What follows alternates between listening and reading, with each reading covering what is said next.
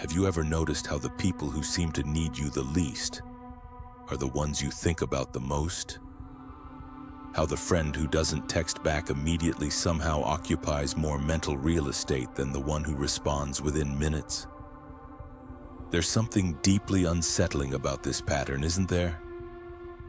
You've felt it, that magnetic pull towards someone who seems just out of reach.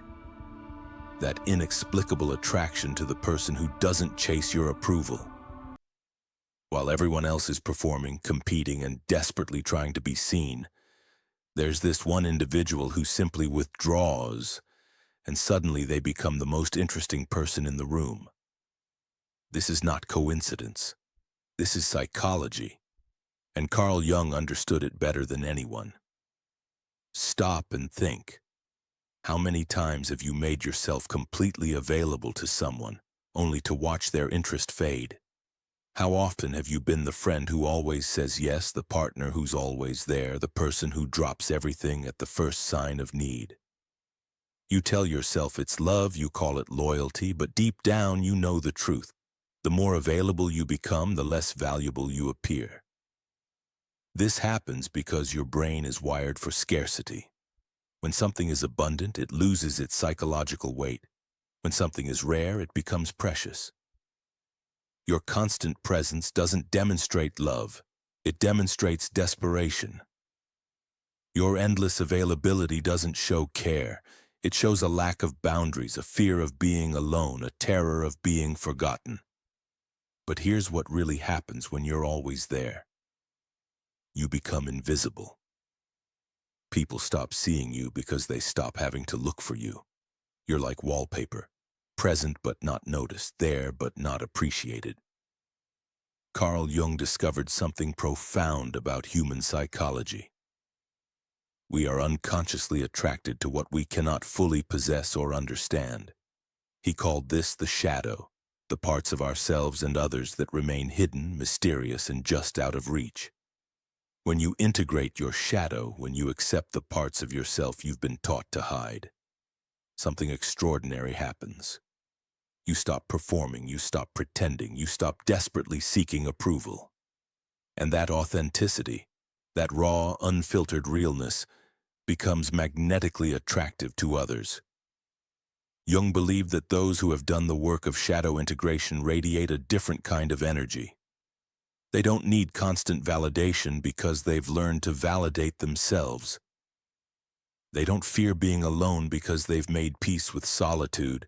They don't chase because they've discovered their own worth. But let me tell you something most people miss about Jung's work. The shadow isn't just about accepting your darkness. It's about embracing your power to withdraw, to choose, to be selective with your presence. People place higher value on things that are limited in availability, and this isn't just true for material objects, it's deeply true for human relationships. When your presence becomes scarce, when your attention becomes selective, when your availability becomes limited, something shifts in how others perceive you. The person who texts constantly loses impact. Their words become noise. But the one who reaches out occasionally? Every message feels significant. Every interaction carries weight. This isn't manipulation. It's understanding basic human psychology. Your brain is wired to want what it can't easily have. When someone is always available, the unconscious mind sees them as low value. When someone maintains healthy distance, the brain interprets this as high-value behavior. The people who understand this principle aren't distant to hurt others. They're selective to honor themselves. They know their energy is finite, their time precious, and their presence a gift, not a given. Maybe you're tired of being the one who always reaches out first, exhausted from being expected to be available around the clock. You felt the weight of being needed but not valued, wanted but not appreciated. Jung called this individuation, the journey of becoming who you truly are apart from others' expectations. It requires space, withdrawal, and what Jung called the capacity to be alone. This isn't about being cold or cruel. It's about realizing your presence has value, and like anything valuable, it should be offered thoughtfully.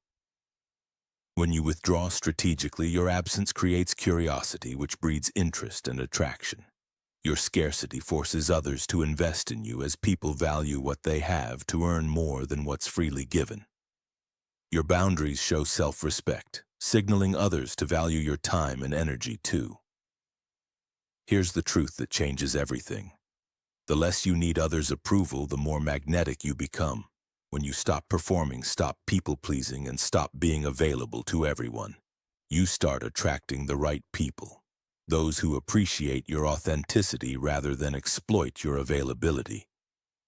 Jung understood that authentic power comes from integration, accepting all parts of yourself, including your need for solitude, your right to boundaries, and your permission to be selective.